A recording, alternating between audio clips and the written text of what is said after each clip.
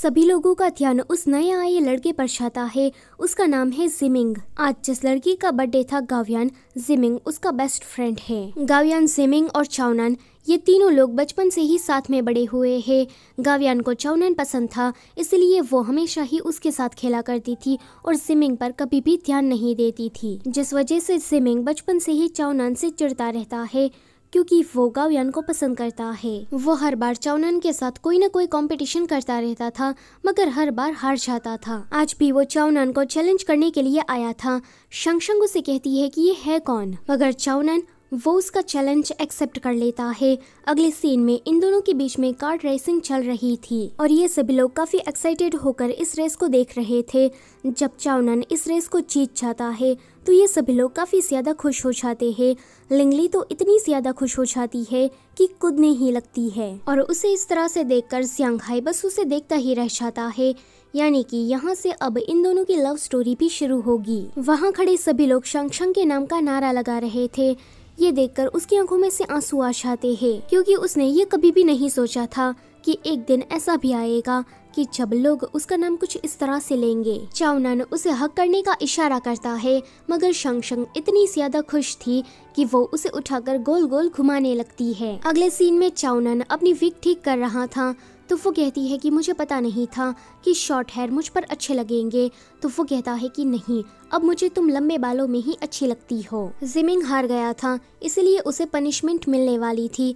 चाओनान शंगशंग से कहता है कि तुम्हारा जो मन करे वो उसके साथ करो, इसको तो आदत सी पड़ गई है। ये सुनकर शंगशंग एक केक के बड़े से पीस को लेकर उसके पास जाती है। जिमिंग को तो लग रहा था कि ये अभी उसके मुंह पर मारेगी और सबके सामने उसकी बेइज्जती हो जाएगी, मगर शंगशंग ऐसा कुछ भी नहीं करती। वो उसे कहती है कि तुम हार गए हो तो पनिशमेंट के तौर पर तुम्हें इसे पूरा खत्म करना होगा। सभी लोग उसकी ये काइंडनेस देखकर बहुत ही ज्यादा खुश हो जाते हैं। चाओनान शंगशंग का हाथ पकड़कर उसे बाहर लेकर आता है एंड आसमान की तरफ देखने को कहता है। शंगशंग एक तारे को देखकर कहती है कि वो तारा कितना ज्यादा डल है, उसे कोई भी नोटिस नहीं करता, बिल्कुल मेरी तरह। चाओनान उसे कहता है कि मगर मैंने उसे नोटिस कर लिया है, मैंने उसके चमक को देखा, दूसरे क्या सोचते हैं इस बात से मुझे कोई फर्क नहीं पड़ता, मगर मैं चाहता हूँ कि वो तारा हमेशा मेरे साथ रहे और शंगशंग तुम मेरे लिए वही तारा हो। चाओनान का ये इनडायरेक्ट कन्फेशन सुनकर वो ब्लश करती हुई वहाँ से भाग जाती है। जब चाओनान घर पर आता है तो शंगशंग के डैड उसे बाहर वॉक पर लेकर जाते हैं। यहाँ पर वो उसे ये समझाना चाहते थे कि इस उम्र में प्यार व्यार के चक्करों में नहीं पड़ना चाहिए, मगर वो ये सब कुछ कहने की जगह पर अपनी खुद की लव स्टोरी उसे बताने लगते हैं कि जब वो उसकी उम्र के थे तो उसे गाना गाने का बहुत ही ज्यादा शौक था। जब भी वो गाते थे तो शंगशंग की माँ उसे रोज देखने के लिए आती थी और इसी तरह से उन दोनों में प्यार हुआ। चाओनान उसे पूछता है कि फिर आपने सिंगिंग में अपना करियर क्यों नहीं बनाया, तो वो कहते हैं कि मुझ पर फैमिली की जिम्मेदारी आ गई थी, इसलिए मुझे अपने सपने पर से गिव अप करना पड़ा। मगर मैं तुम्हें एक सलाह देना चाहता हूँ कि अगर तुम्हारी जिंदगी में कोई सही इंसान आए तो तुम उसे जाने मत देना। जब वो लोग घर पर वापस आते हैं तो शंगशंग की माँ उसे पूछती है कि क्या तुमने उसे समझाया, तो डैड कहते हैं कि मैं मेन बात करना तो भूल ही गया। तो वहीं शंगशंग उस कन्फेशन के बारे में सोच सोच कर काफी ज्यादा शर्मा रही थी। उसे अपनी सारी पुरानी बातें याद आती है। वो कहती है कि इसका मतलब ये है कि चाओनान रुई से जेलस था क्योंकि मैं हमेशा ही उसके बारे में बात करती थी। इतना सोचकर वो फिर से शर्माना शुरू कर देती है। आज रात इन दोनों को फिर से एक ही जैसा सपना आता है जहाँ पर चाओनान ने उसे कन्फेस किया था। जैसे ही चाओनान उसे किस करने वाला था कि रुई उसे उठा देता है।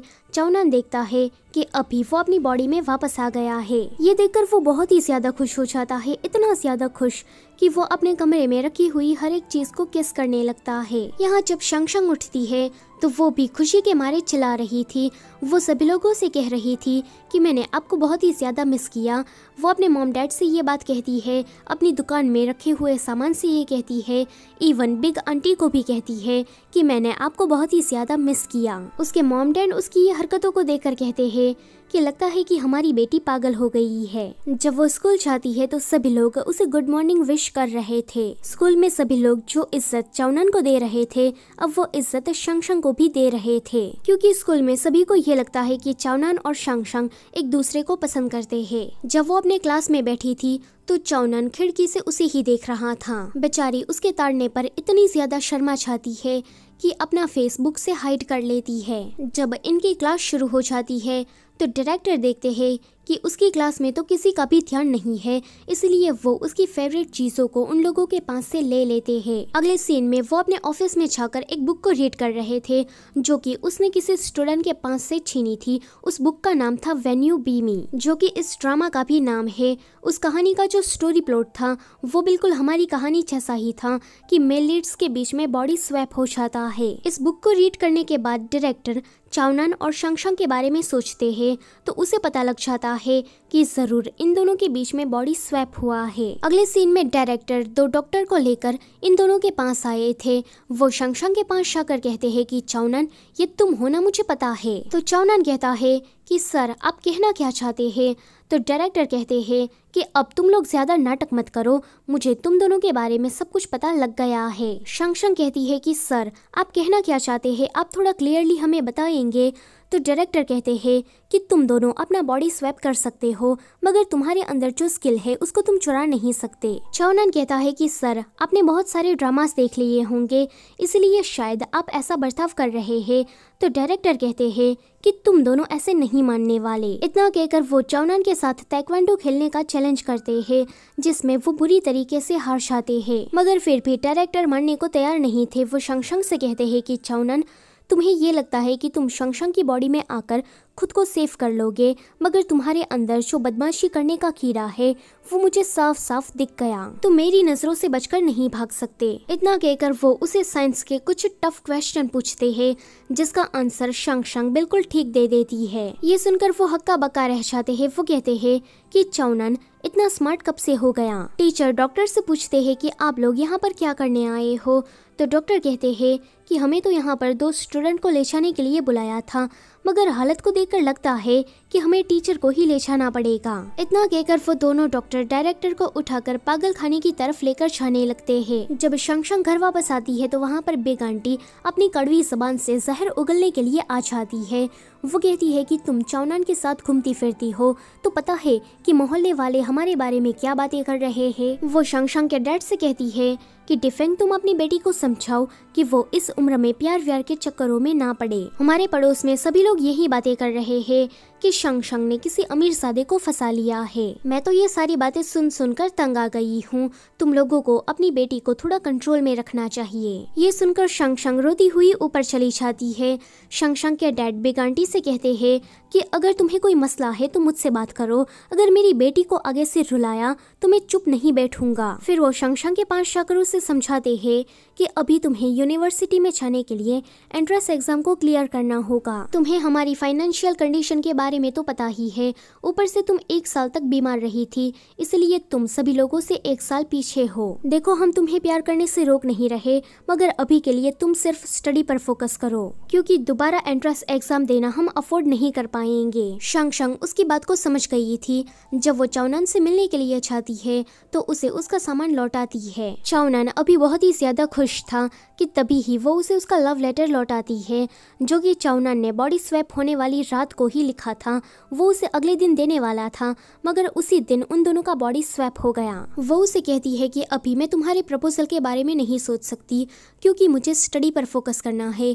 तुम्हें मेरी फैमिली कंडीशन के बारे में तो पता ही है ना, मुझे एंट्रेंस एग्जाम को एक ही बार में क्लियर करना होगा। चाओनान उसे कहता है कि मैं तुमसे वादा करता हूँ कि मैं तुम्हारी स्टडी के बीच में कभी भी नहीं आऊँगा।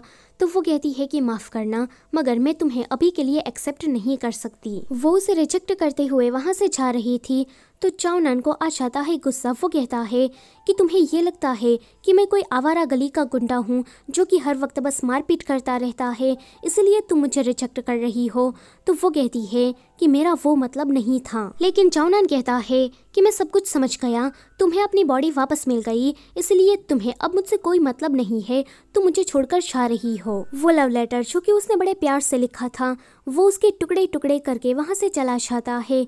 उसके जाने के बाद शंग उन टुकड़ों को इकट्ठा कर लेती है एंड बहुत ही ज्यादा रोती है। चाओनान घर आने के बाद पहले की ही तरह बिहेव करने लगा था। वो अपना सारा गुस्सा पंचिंग बैग पर निकाल रहा था। उसकी ये आवाज सुनकर रूई, उसके मॉम डैड उसके लिए परेशान होने लगते हैं। तो वहीं शंग उसे रिजेक्ट करने के बाद काफी ज्यादा दुखी थी और उस लव लेटर के टुकड़ों को छोड़ रही थी। अगले दिन चाओनान जब स्कूल में आता है तो वो देखता है कि शंग ने खिड़की के पास एक पेपर लगा दिया है ताकि वो उसे देख ना सके। ये देखकर चाओनान को बहुत ही ज्यादा गुस्सा आता है।